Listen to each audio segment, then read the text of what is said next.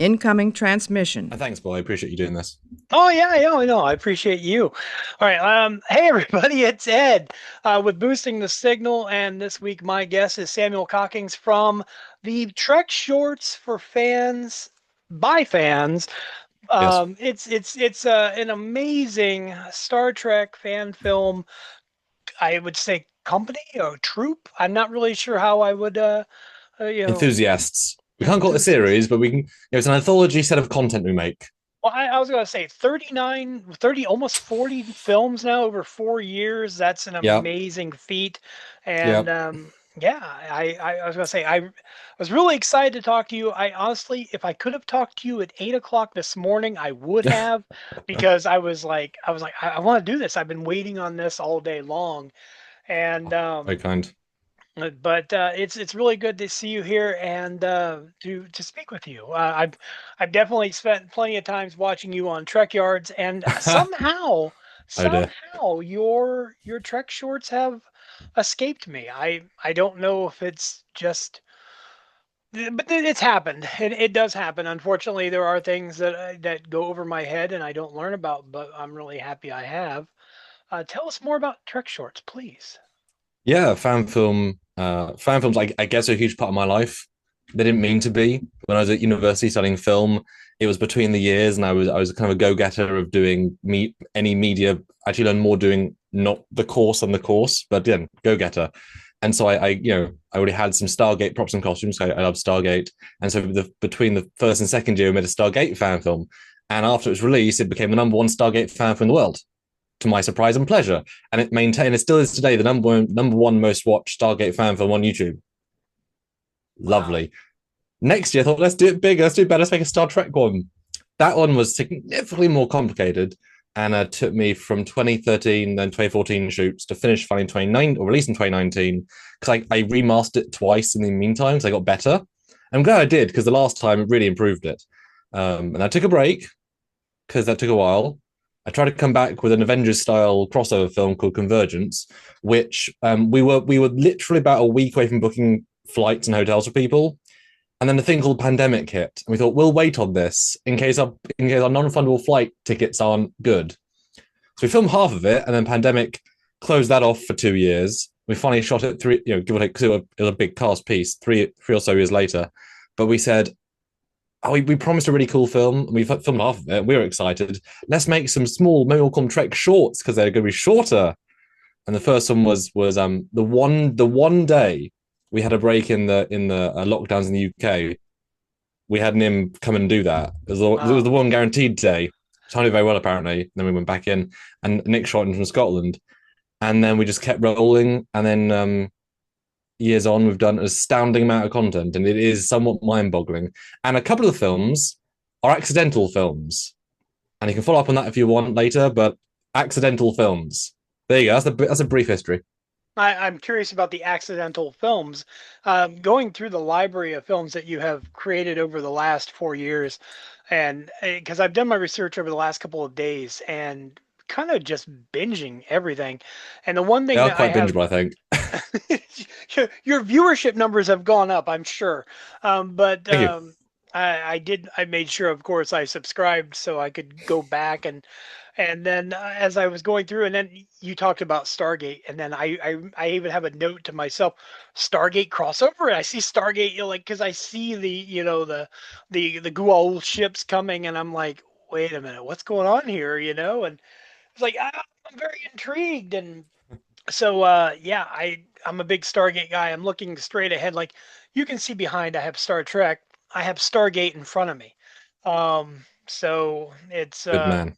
yeah, it's, it's well balanced, and Mm. but yeah, no, it really, and I have to say the one thing I really appreciate, and you talk about remastering, is the fact that over the last few years, anyone that would start with your films from the beginning, there is a definite quality increase. Not to say that they weren't great in the beginning, but it's as if you were finding your niche and you were balancing what needed to be it color, be it sets, whatever. And really impressive how they've improved. Yeah, I think the trajectory is pretty clear, even for the accidental films, for various reasons. I think a lot of it is being obviously more resources now, not in terms of literally more resources, but we've built up a stockpile of things that we use for certain films need to get done and they're accessible, so we can do more quicker now. And our cast is obviously a bit more used to their characters. And we've, oh God, there's so many things we could talk about, but yeah, about things we can shoot in a day is astounding. Yeah, but that's why I recommend people, because people ask, how do I watch the films? And I know for a fact that including people on thumbnails, because they are clearly fan films, and we proudly say fan film, right? This is a niche within a niche. We're not trying to be anything bigger than that. I think that's fine. It, as long as you don't think, oh, you're watching a fan film, just watching a Trek story, very low budget. That's all we kind of want. Don't get taken out of it. But we have the actors on thumbnails, which again, maybe probably won't click them because it's clearly not a licensed actor. But by doing so, you can know who's the lead and which era they're in, and often which rank if you can see the pip. So you can watch those films in either chronological order because you can tell TNG comes from Voyager era, or you can watch in release order, or you watch in character order. So just do the characters perspective. And because they're very easily findable in that regard, and it is a different experience to watch Keeley films and just go in order. But I love the release order, like with TOS, TNG. You feel the evolution of the show that you really can't do if you watch any other order. But then the characters evolve, so Yeah. we've joked as a cast that when we're done, whatever done means, we're just going to get all together and just binge everything in time order. And given that we do de-aging, actors are shooting prequels afterwards, so everything they're filming is out of order, which is fantastic. But when you watch it in order, things should tie together, hopefully, and it'll be like, wow, I didn't realize I thought this then, and that makes sense here. It's quite cohesive, which I'm very, very proud of. Well, I can imagine that for the layperson, it's probably a lot to that you probably get the you get the phrase or the comment every now and then, oh, it must be so difficult to keep track of. But if It's it's getting your harder. if, yeah, I was gonna say if it's your baby, you probably have it in your head, and I can relate to that. I will say with calculated risk, I was watching that Mm. one, and I was a little. I don't want to say Mm-hmm. confused. I was confused at first because I was Yep. like, all right, I'm looking at the uniform of, like it was Commander Davis. Commander Davis was wearing a uniform that was very TNG, and Mm-hmm. whereas Lieutenant K was wearing Mm-hmm. a Picard era uniform, and I'm like, well, something's up. What's it's like something's not right here, and I didn't realize it was gonna be a holodeck, and that made more sense at the end. Not spoiler for anyone that has not seen that, Yep. but well done because it had me intrigued. It had me like I Yep. gotta find out what's going on. Um, Yeah, there's Rapid. definitely I really, because this is, we don't talk down to our audience, and Trek fans are very smart in general, generalities. So we try and stick with what the characters know.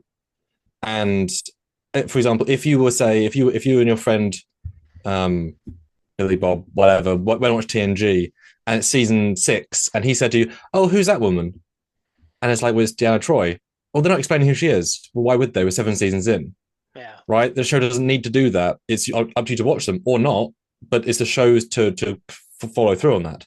So that story, me and Jazza knew the characters' arcs, so we knew exactly how it made sense. But you can't know, but Yeah. you will know one day, and that's why it was That's written good. intriguingly.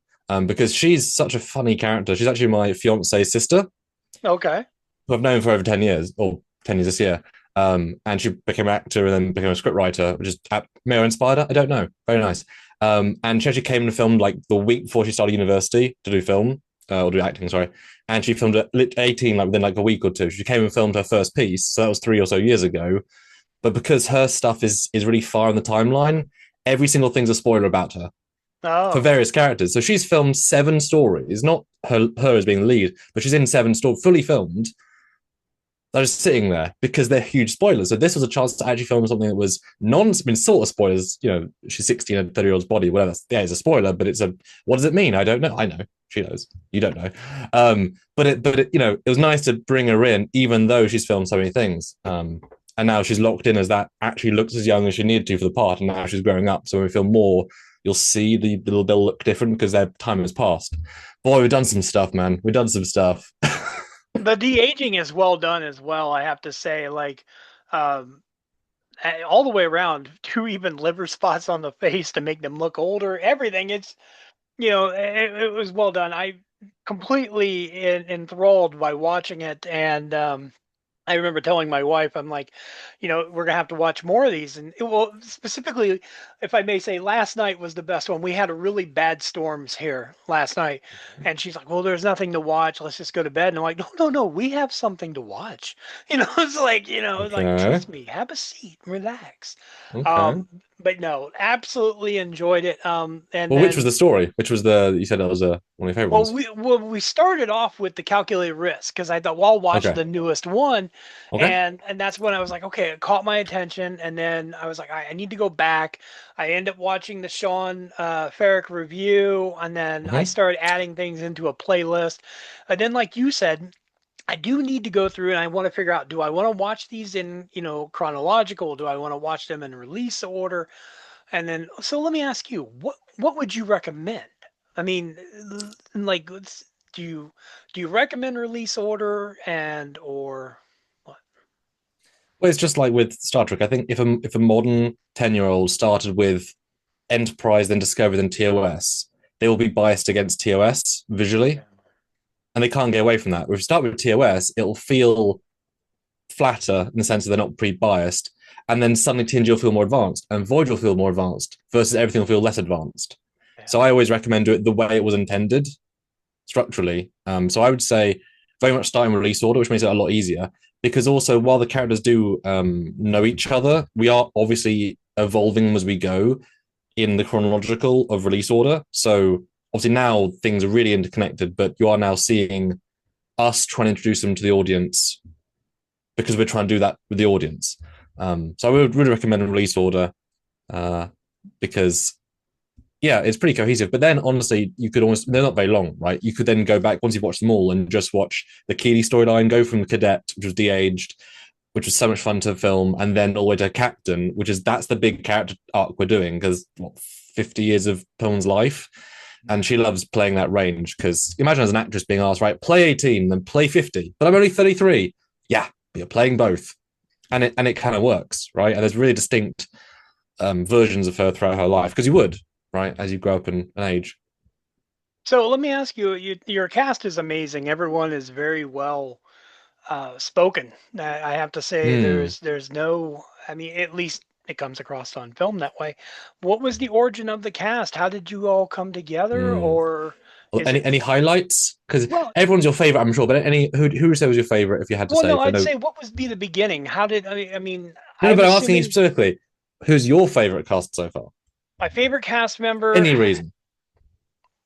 man. Yes, Nick Cook of Star Trek Intrepid. He Yeah, is I the single longest running fan from creator in history for Trek because he's not stopped producing in 21 years. really. Because John Broughton and James Corley were earlier, but they had long pauses and stops. So Oh, Nick Cook, 21 years of constant making. He just released a film last weekend, which I did a lot on as well. Yeah, Nick's fantastic. that's good. He he's the sort of actor who benefits from good direction, and I'm told I'm a good director, so yay. But he can, an actor is elevated by a director and the material, and he really elevates when you give him good material and a good director and a good story. So yeah, he's actually won several acting awards with us, having never won them in the previous 20 years. Wow. And no fault of his own, just he hasn't. I'm so thrilled that we got him several awards. Now, when it Sorry, comes to the production and everything else of the films, you seem to wear a lot of hats, as it too were. many probably. Do you ever Yeah. find that overwhelming, or is there any aspect that you've delegated to? Well, I mean, it keeps the budget down. Let's be brutally honest. And I do these things on almost nothing. For most people who know what things cost, it's almost nothing. And so if I do most things, if I learn things, etc., then obviously I'm putting my own time in. I have to pay out people who charge a lot more. Um, yeah, I mean, I can't do music and I can't do CGI building the models. I have a beautiful team, less so for music, but I have people I can call on. But 3D model wise, I mean, the show would live or die on people willing to give time to build, a Defiant bridge or some really really. I'll give you one exclusive if you want Sure. one 3 set that I built. 'Cause I thought, oh, I can use this somewhere. I had my lead guy build the Klingon court from Star Trek 6. Really? Now that's come Because up a I lot for me lately. Um, really oh yeah, okay. well, very specifically, if you were to like when we're done today, check out the Boosting the Signal Instagram, and I posted a reel, a section from an episode that went up this week, and we were talking very specifically about that. What a So coincidence. yes, I just thought visually having Nick or Marcus or Nim in that middle bit talking to Klingons in some form would be so, the weight would be there. I'm not sure why, as in what the story would be, but just like, oh, this is we need the funding for stuff like this because there's just yeah, more ideas. But you asked about the cast, yeah. So when I made my original film, it was friends who were actors, but friends. My Stargate film, and then my second film, the Trek one, it was I did open casting for the university. In theory, they promised we deal with the actors as a media course. In practice, we don't try very hard. Good luck. But I did manage to cast the whole thing with a variety of people. One of which was Marcus Churchill, who plays Sam Harriman, and Nimran, who plays Keeley. She was actually a friend of mine who I had helped me sub in because I can't remember exactly why, but it was the person who couldn't be there to read, or I mean, like she was a sub in, and I was like, oh my god, you get this character, just subbing in to help. I was like, I remember I offered her the roles. Like, do you actually want this? This is she was like, oh my god, yes. And then it started a 10-year friendship, more than, oh god, more than 13 years. So that was those two I brought back for temporal from temporal anomaly to current films, which bringing Marcus back after it was 8 years at that point was such a dream because named after myself, Sam Harriman, I mean, the Sam part, but he's an amazing actor, a lot of depth, but also it's like bringing back Mark Hamill after 20 years, for the sequels. For me, it felt like that, and to get developed him after the fact has been absolutely superb. I hope he never retires. He will, but I hope he doesn't. Beyond that, I brought in Nick Cooks. I wanted this Avengers style fan film where I bring in each cast member being from a separate fan film. That was my concept, which it was working till it wasn't. And then Emma Thorne, I talent scouted. The YouTube algorithm showed me a video of hers that went viral. I messaged her on Instagram. We had good vibes. It's a ridiculous thing. Say, do you want to come film Star Trek films? But obviously, I have lots of screen caps. I can show you what I do. And she fit in like a glove. And in fact, her first film that we shot in 2022 is actually releasing tomorrow, hmm. despite having 7 films released already. How silly is that? So see her very first day of acting tomorrow, and it Well, still works. it's timey wimey wibbly wobbly things, and you never know. Yeah. But that's a whole nother franchise. The Yep. I want to say you've got the Kickstarter going on for your current Yes. film. I think it's important that we touch on that. Yep. Power 543 Films, doing fan films, is doing an amazing Kickstarter right now, and I implore anyone that has not watched these films to go and watch them. You will see why or where the money is going. Yeah. Even on your campaign videos itself, it's has stated the money goes towards this. It costs money for actors. It costs money to fly actors in. It costs money for effects. It costs money for this. But it definitely seems to be worth it. Would you like to tell everybody about the Kickstarter, where to find it? Yeah, so we ran several funders over the years because you can't negotiate with hotel chains. Fact is, right? And we They actually get don't like to criticized barter. for yeah, I actually get criticized for only having few cast. But if I said to you it costs $600 to house them for a 2-day shoot, you'd say, well, damn, because I well, damn. So you have to really pick the times if you have the funds. We'd love to do that, but we can't. And we don't make our actors pay to be on our films. That's silly because they work really hard. I mean, we for the most part work until work's done, and we work until it's good quality. And like you said, I think the acting comes across. So we'll do a shoot. There's not to answer your question, but we'll start at 10, 11 a.m. and we will sometimes go until 7 or 8 or 9 with only a lunch break because we need to and we want to. So the dedication is really, really there. Everyone over delivers on this project, which is why the funding is so crucial because everyone over delivers, the hard costs remain. And we want to keep over delivering, if that makes sense. So the No, no, Kickstarter, I get it. No, I get it.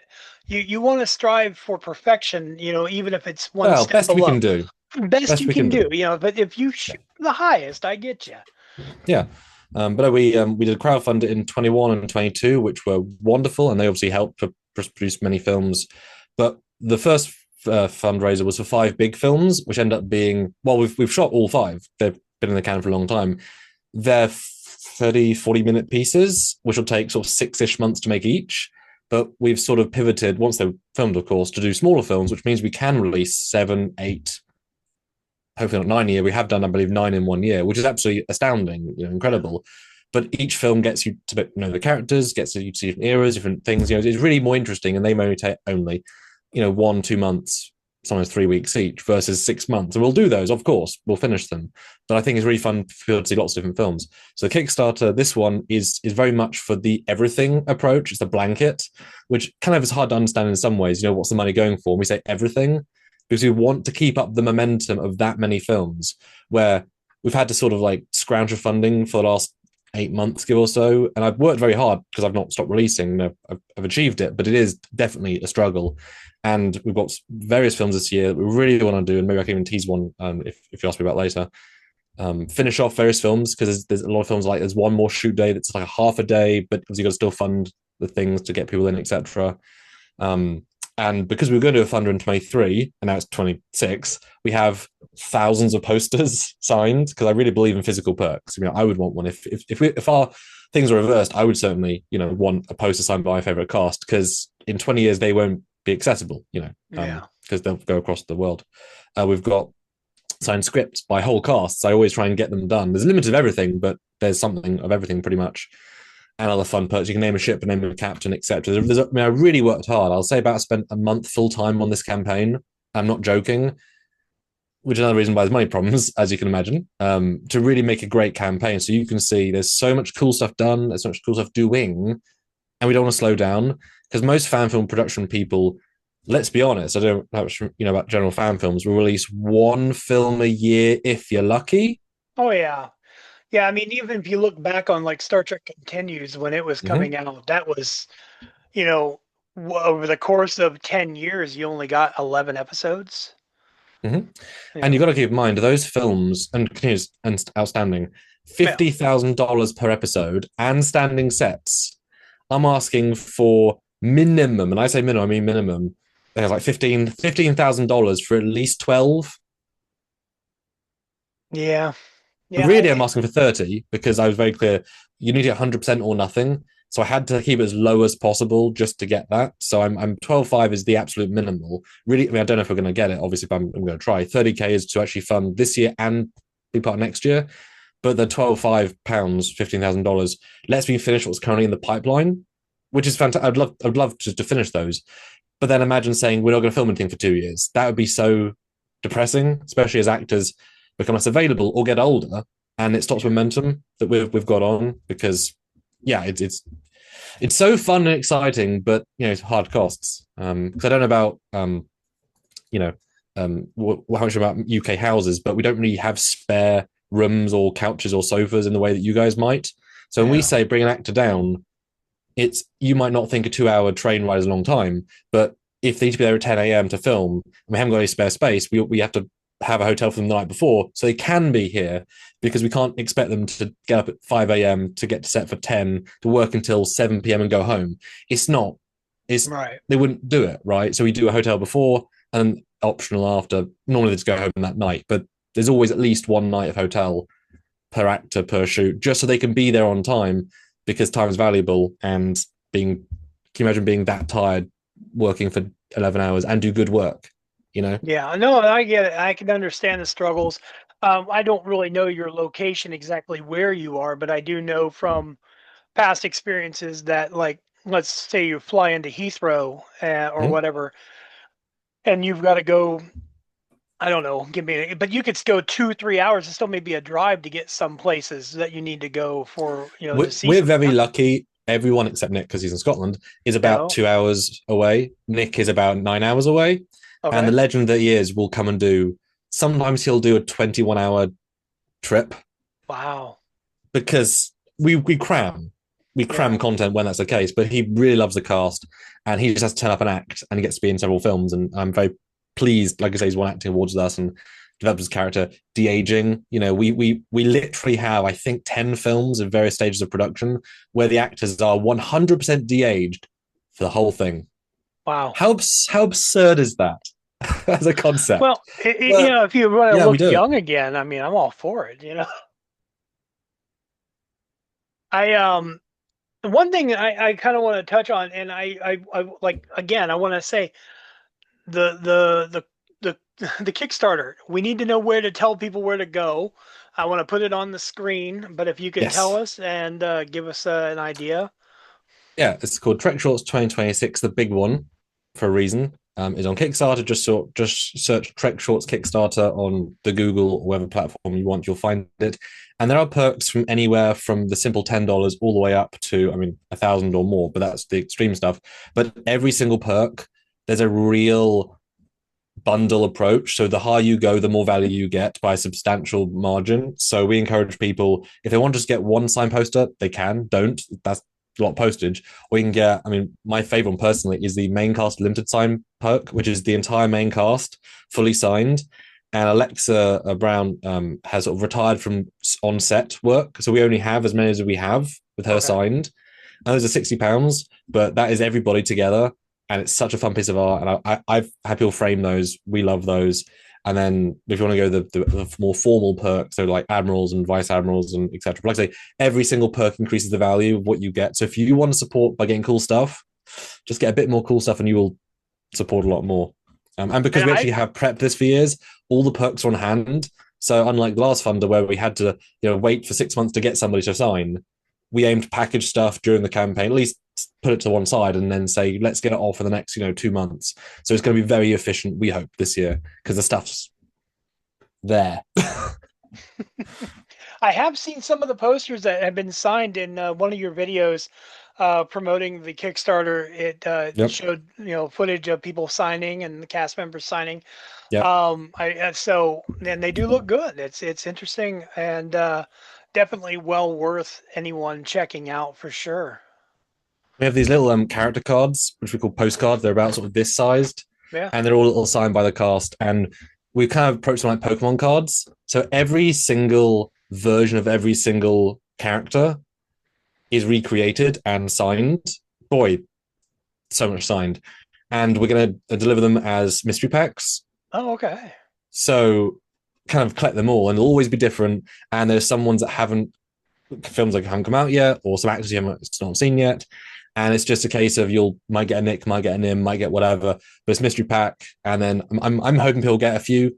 Personally, I think they're really charming, and they're just a really really fun collectible that's taken years to make, and all signed and And mystery you got pack to catch style. them all. You got to catch them all. I mean, if you want to, I mean, we have a bundle. We have a 15 pack, as in 15 real cards for £35. 15 cards. That's a lot of cards. Yeah, Just and saying. see, then now you got me doing math. I got to figure out what that is in the U.S. dollar, but it's About 50. yeah, yeah, it's I do have an interesting question, and you can answer it if you want. You can not answer it. That's fine, and I understand completely. But I'm really curious, with all of the strife that fan films have had through the years from Paramount, how are you skipping by that? You say that, but what strife recently? Well, Know, maybe name not me the recent. last strife. Well, what was it? The Axanar But when was was. that? I'm not really even sure. I 2016, 2017? That's a long okay, time so, ago. okay, so I mean, is there a set rule that you have to follow? I mean, I didn't Well, know if this there is was. this is the this is the thing about fan films. Thanks for asking. People say fan films are dead, Yeah. who don't know anything, and that's absolutely fine. But there have been more fan films released in the last, I think, 9 years post the guidelines than the previous 20 Okay. by a substantial. I would guarantee over 1,000 have come out. I might be like 50 of them myself, but like 1,000 or so films, right? And the very last production approached by CBS in 2016 or 2019, sorry, 2017, 2018, one of those years was actually my film, Temple Okay. Anomaly. So I was the last guy to get approached by CBS and Paramount, Okay. and I got myself a deal. I'll go Okay. into specifics, That's but I got fine. a deal. I got it released, and then John Van Sitters, who helped write the guidelines, which came out in 2016, I believe. He was at a London convention, and I knew. I mean, I'd met him previously, And I said to him, I found him and said to him, "Hey John, I'm doing another crowdfunding for a film called Convergence. It's got these actors in it. What do you think?" I won't say what he said, but it wasn't a no. And obviously we raised money and did that. So at the end of the day, had Paramount CBS wanted to really kill fan films, how would I have released 39? How would Nick have released 5? How would Right. No, Farragut no, have no. released 2 very long films? It's astoundingly nice of them to let things go, because I think the era of the Titans is long over, where you can raise 100 grand because Koenig's in it. Yeah. And you know what? That's fine. I miss those films. I miss having Nichelle and do things. But we're in such a golden age of the mid-level fan film where we as creatives can make a film for $5,000 Yeah. or less in my case, which is nothing. And they were doing props for 10,000, right? In their productions, we're doing full films, and because of cameras and hardware and the base quality is just much higher, and because we're filmmakers, bring our own kit. You know, my camera setup's like 7 grand. That's all production value I'm just doing innately, right? So we're able to do Right. a lot with a lot less versus them who are doing a lot more with a lot more. So we stay in our lane. And I mean, obviously the guidelines were always stated with fan films: follow these or not, we'll come after you or not. Right? Even if you letter of the law them, they can still tell you to stop. Even if you ignore Okay. them all, they cannot tell you to stop because they're guidelines. Right. And no one's been talked to in that many years except me, and I got a deal. So I Okay. mean, yeah, blessed to them, but yeah, it's gone very well. I was genuinely curious. I knew it could have Mm-hmm. been a touchy subject, and I didn't want to like No, cross a no, no. line. But I I'm was like, very open. If I expect and hope people to send me money to produce these films, I'm very open because I try and you should right know what you're on. getting. You should know the effort I'm putting in. You should know that I can't tell you all the films I'm producing because there's more than you think, and there's a reason why I'm asking for so much. There's more than you think, Right. you know. But yeah, it's we're very thankful to CBS and Paramount for letting us do this stuff. But let's be honest, none of our films are that good, like production wise, for being seen as real Trek. You can tell them on a green screen. There's no confusion, right? And that's Well, fine. I'm absolutely, I do as good as I can. Happy to stay in my lane. the graphics of the movies and the films are wonderful. I would never even begin to say anything bad about them. I welcome everyone to check them out. I specifically, I mean, the first one I ever checked out had a representation of the Defiant, second Defiant, by the way. And no cloaking device. And I was like, all right, I like this. I like, and I'm a Defiant guy. I'm a DS9 Cisco guy. Mm. Um, so yeah, I enjoyed it, and I really like the one and I don't know the name, so you can help me No, with fine. Harriman, where it's Mm-hmm. basically the talking head, and he's talking about being the descendant of Harriman. And I have seen some bits and pieces here and there, and I want to go back. I want that one more because that intrigues me. That truly does intrigue me. I know Sean did the review of it. I need to go Mm-hmm. back. I need to watch the whole thing.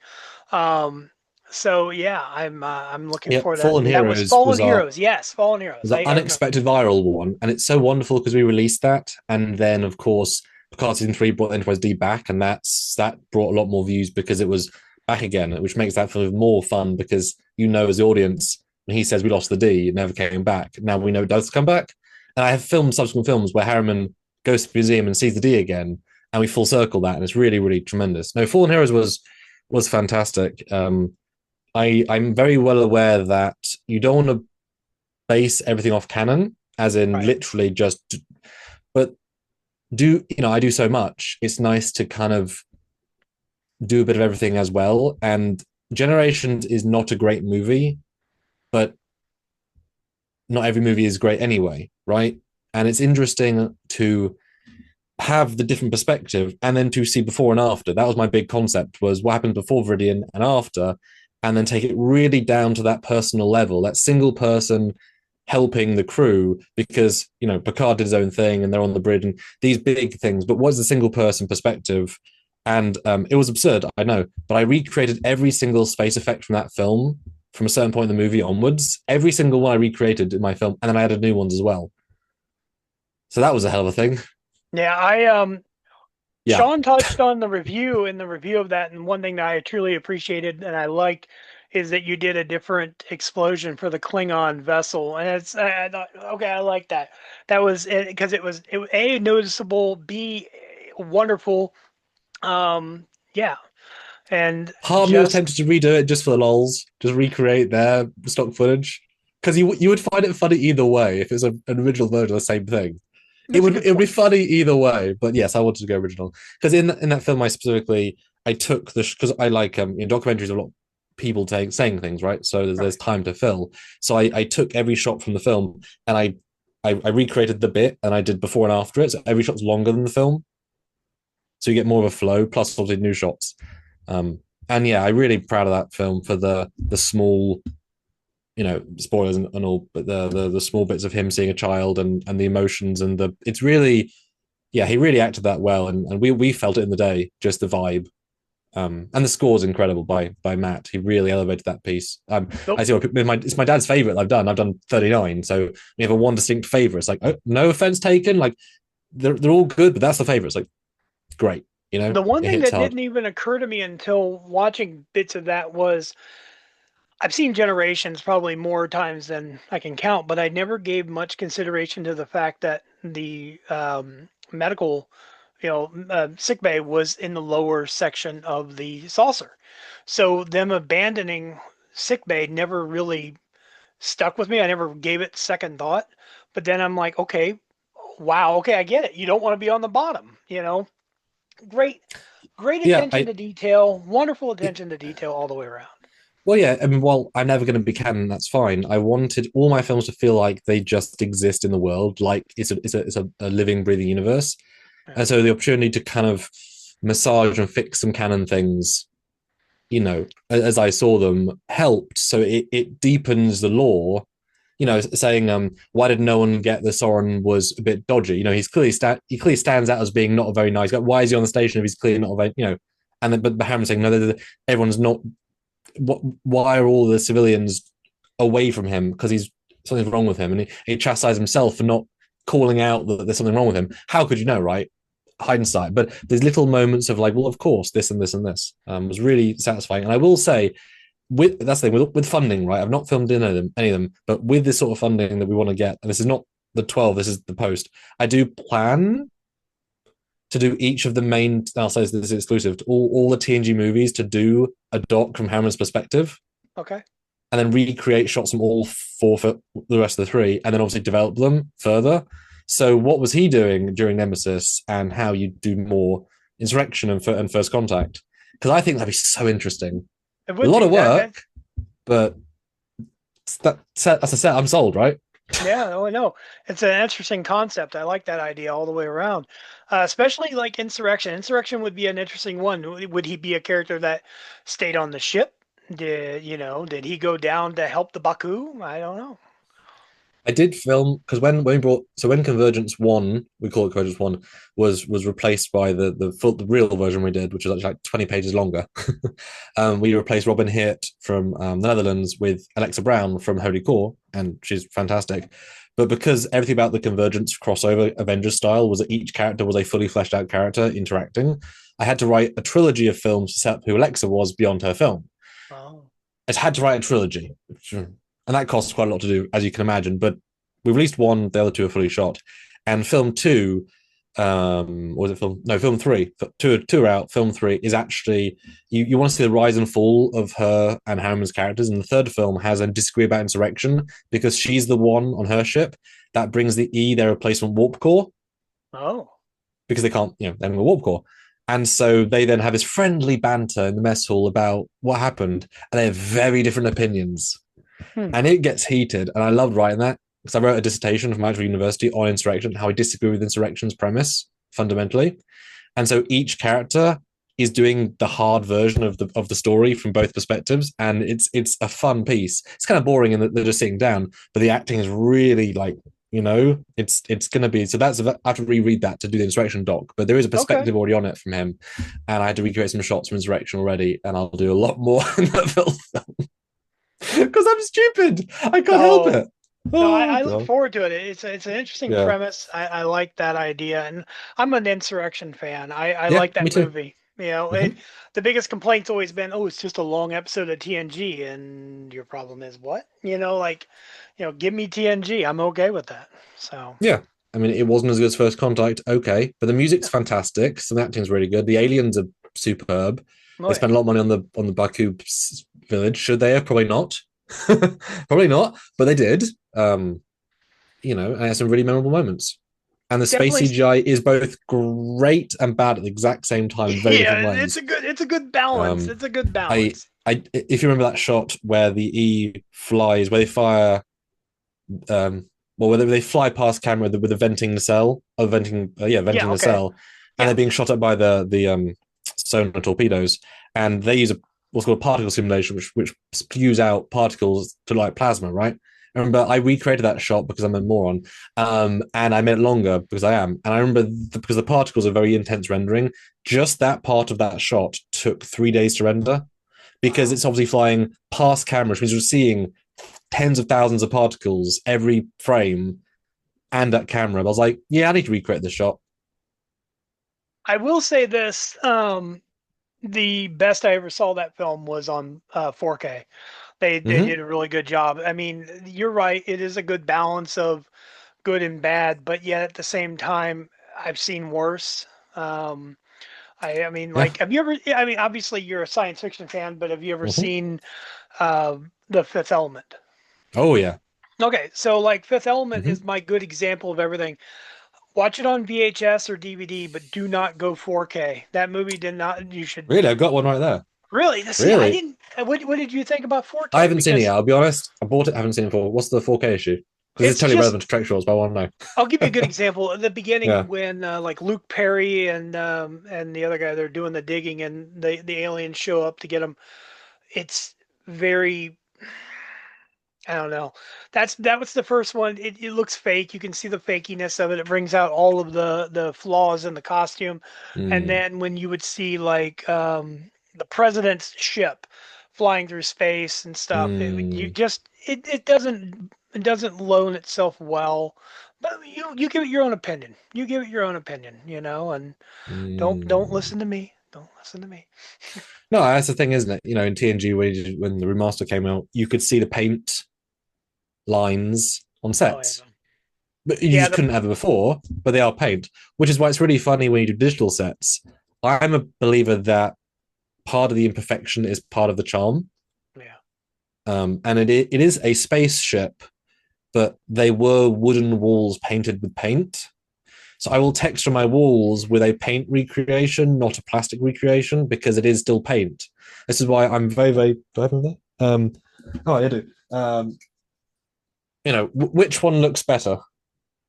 I have to go with the one in your right hand. Yep. Yeah, I mean, this is just a fan example, but this is a resin painted com badge. And I'm Okay. sure we've all have the metal badges. They're reflective, they're Yeah. big, they don't feel right, and they're all for Nope. green screen because they reflect. But the best one is painted resin because that's what it was. It has this etherealness to it. It doesn't feel like painted resin, but it has the feel of this other thing, which is funny. But there you go, tangent. Part of the Trek shorts is an investment in the past. I don't even love this tricorder, but I knew that for somebody, Yeah. being do this means something, and I don't like this that much, but having this physical embodiment of canon is very, very important, and also sets time. If you're doing a TNG film, you have to use the TNG phasers, Yeah. and you need a hero replica because the difference between this and a 3D print or a at least since recently, the right scale. All these props were designed correctly to what they're intended. Yeah. If you make them different sizes, it doesn't quite work. But TNG, they are expensive. Each of these costs like $70. The Wow. correct holsters, but you put them together, everything works out. It is, and then you need more than one. You need a hero which lights and sounds, and not a hero lights and sounds. But that's the thing. Previous investment got us here. But when you can have on screen something like this, not a Playmates, the full size, Nice. and something the Trek brain says, "Oh, that's right." Doesn't that just feel Yeah. right? No, I get it. You're right. There's it's worth it, even if it's expensive. But we've already got them. But I want to use them. And And the you're difference 100%. between that and cosplay, again, same thing. Here a replica. Well, your one captain makes mention in one of the videos that the uniform was custom made for her. Yeah. Um, and like, how, if I may, how does that go about? So yeah, we have a variety of costumes. We're very blessed that we can get deals with people who see our work and give us modicum discounts. But you know, if spending 1,000, Yeah. getting a discount is still spending 1,000, right? But it's an investment and it pays off in dividends. I was actually the very, very first person to custom make a Picard Season 2 uniform. And I was so quick off the bat that Terry Metalis, showrunner Picard, Dave Blass, shared like, oh, good job, man. So that was quite nice. So I was the first one to have one of those. And then when we came around doing more films, this is my Picard Season 3. Wow, the lighting messes up. Picard Season 3 Hero replica, which I have made, which includes the Oh, under very nice. Velcro, and it's fully working, etc., fully Velcro with high end fabric, so it's got a weight to it. The other ones don't. About $550, not including the fabric, which again buy in Yeah. bulk. But Cozumar, which is I think $60. They got deltas. It's thin, it's light, and fans great. But you Yeah. saw the film with Jazza. The difference in the high quality. Yeah. It sits differently. It feels better. Once you've got it, it's there to use, right? I mean, yes, you got to stay in shape, but you know, it's an Right. investment. But we have a lot of people who want to see more films from us. We want to give the quality, and once you start doing the quality we try and strive for, kind of hard to go under that. Not every uniform is custom made, of course, but we have a couple and they mount up. But again, they just look and feel so much better on the screen. And you should just watch and feel like you're watching a window into the Trek world. Just costs a bit, but I think it's worth Yeah. it That's good. mostly. Yeah. The Dave Blass is a good guy. I spoke to him recently. He's been on the podcast, and he's always got some really good advice on Star Trek and everything else. And he's got some tricks. He's got some tricks up his sleeve. He's a mad genius. I love it. Well, it looks like I'm having a little bit of an issue here. Are you still with me?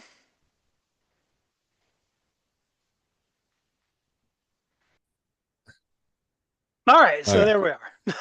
So, but yeah, those are amazing uniforms.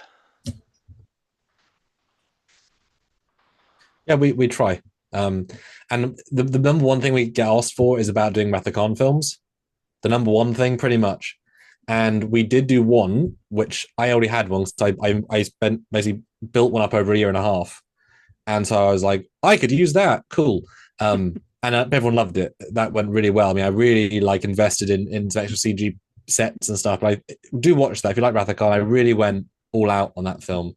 I It's got will. way more than it has any right to have in it. But yeah. Uh, but those uniforms, I'm sure you know, to the standard we want, each of those uniforms is about $1,200 to put together, Yeah. and they're not exactly flexible, so you have to get them per actor, and that's so much. But they would look great on screen. So you know we need to get past this first hurdle of funding the current film, so we have confidence, and then we can look forward to other things. We'd love, you know, the team is so damn passionate, and we overdo so much. But again, could you afford to spend 1,100 on No. one person's uniform for one shoot? No, who could? No. Who could? But boy, once you get them in it, they'll look great, and that'll probably be a funder later, either this year or next year. Do you want to see Rathacon? Here's the time. We are ready to go, Well, your but you current know, Rathacon is Kickstarter, the expensive one for the I right wanted to ask reasons. you about your current Yeah, Kickstarter. What is the time parameter on this one? How long is this one up yeah. over your funding?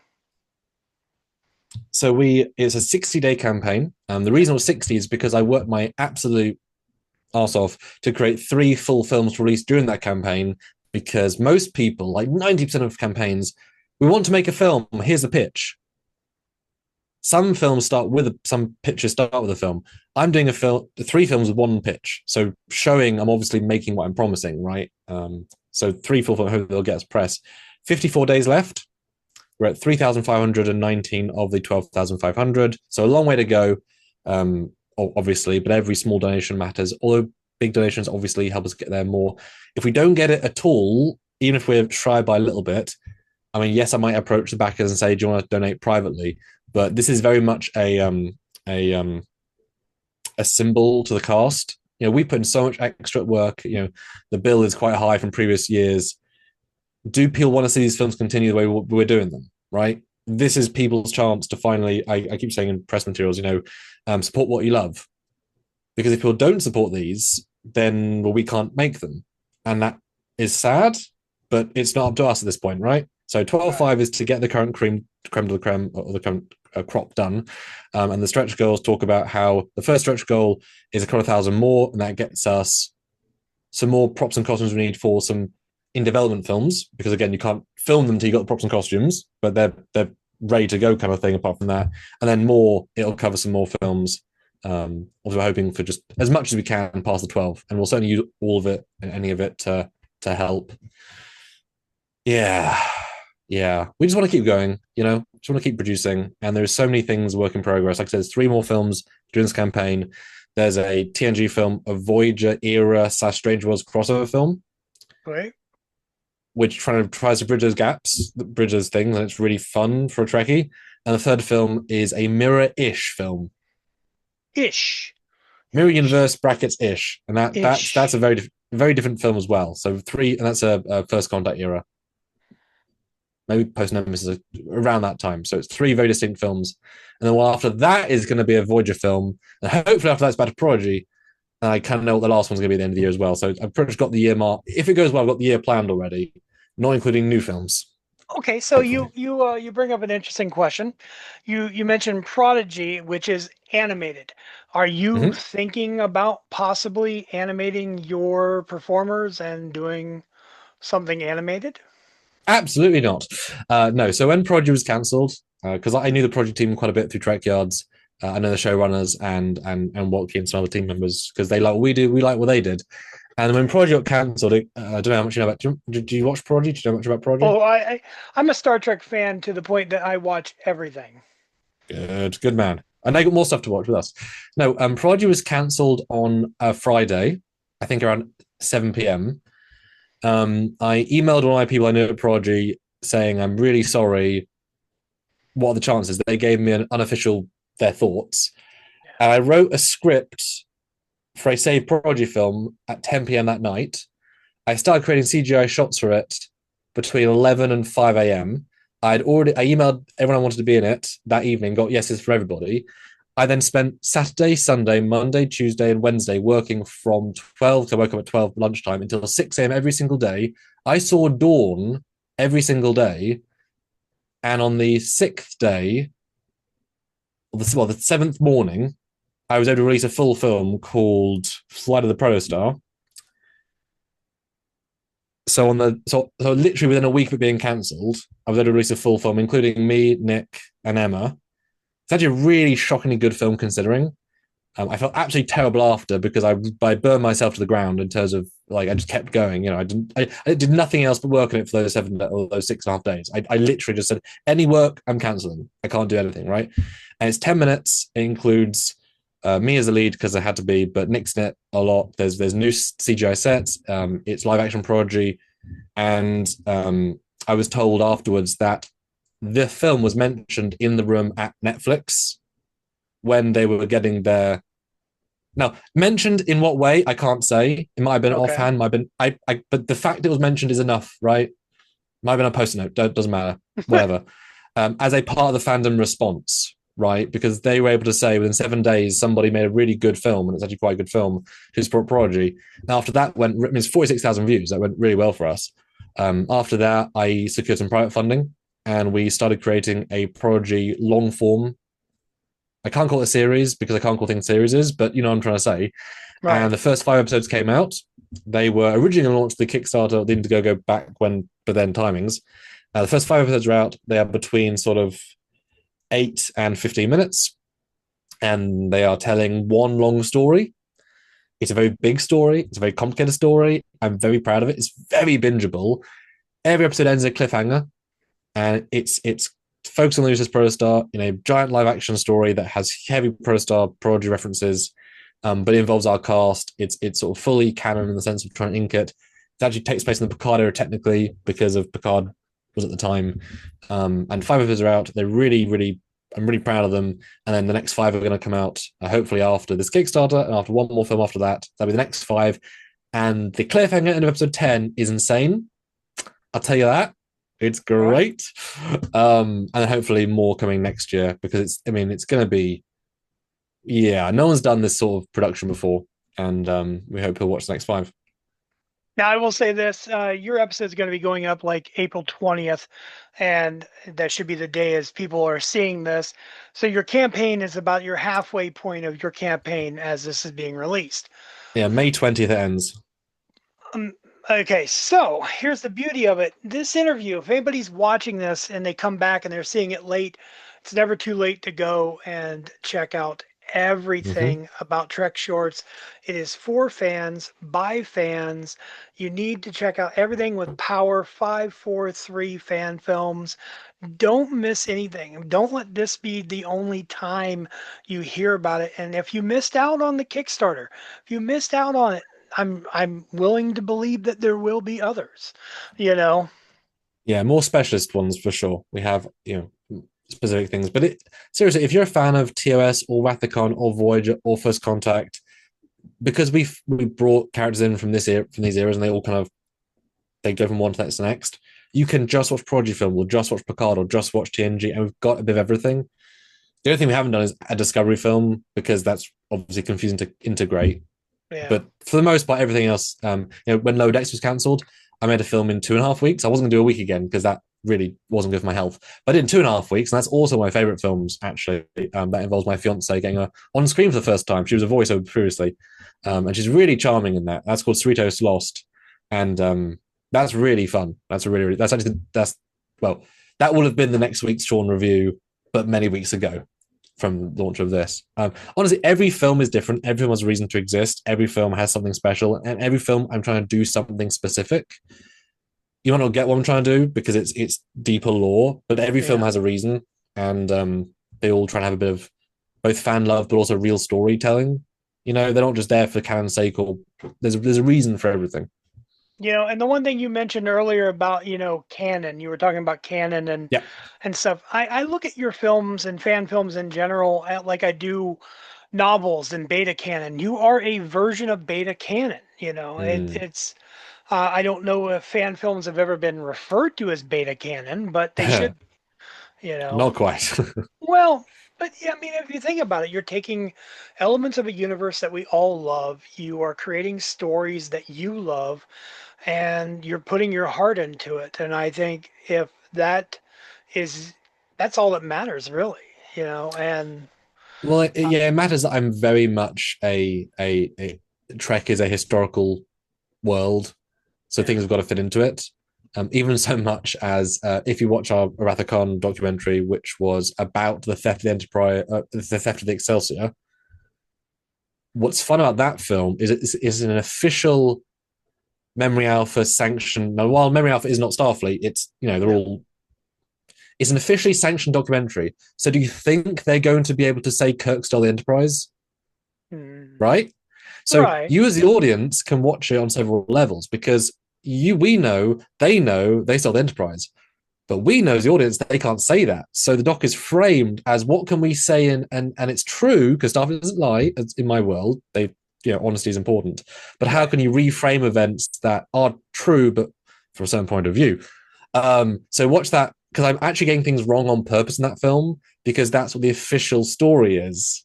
Because so there's really really interesting canon stuff that sometimes you have to get stuff wrong, but in context it's correct. But you must know that going in. So that one in particular is really fun for like the you can and when I directed the Admiral, I told him to know he's lying or like misleading slightly, and you can see in his eyes sometimes. It's really fun because there's some meta games in that one which are really kind of cool. Now, it's always good to know that your federation isn't run by Romulans. So that's good. Yeah, goddamn sunglasses. There you go. I got Commodore O. There you go. Yeah. I'm Like, on duty. yeah. Mm. I've yet to put a Jen Hay in anyway. I will put a Jen Hay at some point. And I have to make some sort of canon joke because she's not the most powerful ship ever because that's silly. Uh, yeah, I try and square the circles of some of those things that don't quite make sense.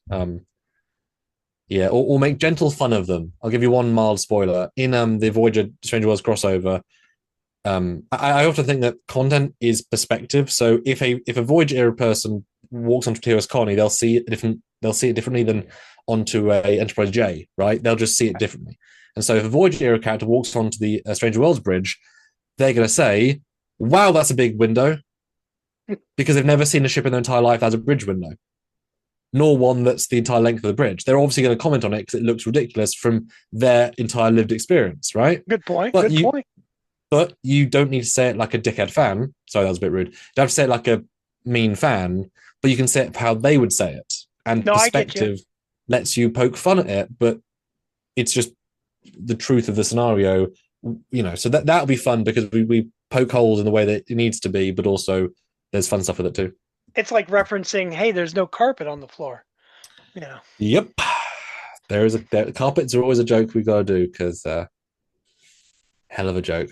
It's a good joke. I get it, and and if someone's watching it, and they're not a Star Trek fan, they may not get it. But even my wife is a very much a not a Star Trek Mm. fan. She's not a Trekkie, but Mm-hmm. like I'll mention, oh, there's no carpet, and she goes, well, why would they have carpet? It's like, okay, it's like that's all right. I still love you. Why would you have very bright, reflective, scratched up floors that everything's reflected so hard it's like a mirror? That's Yeah, terribly distracting. Why would you have that? A nice matte floor that's not reflective or shiny or scratchy.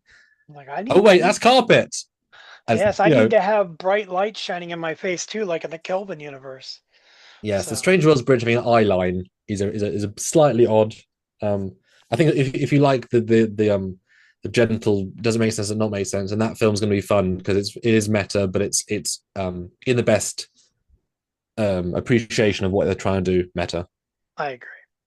Samuel, I got to tell you, this has been a wonderful conversation. I've enjoyed my time with you, and I look Thank forward you. to everything that's coming from your Trek shorts. I'm going to be going back. I'm going to start watching them all, and that's the beauty of it. I have 39 films to go back and check 40 out. this week. 40 this week. Goodness gracious. Mm-hmm. So that's going to be amazing and I appreciate it.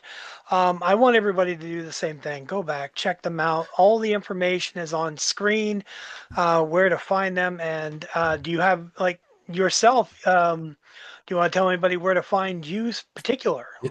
I'm just Samuel Cockings on the different social medias. My page is personal, but you're always welcome to message me. We have a Twitter X at Trek Shorts and a Facebook call, so all those things come through to me. But I'm happy to take messages on Instagram or Facebook. I'm an open book. But I would like to challenge you though, sir. Watch every film, think about them, then have me on again and ask and tell me the ones you don't like. Tell me, like watch them and do the review style you would for an academy. That film you did this.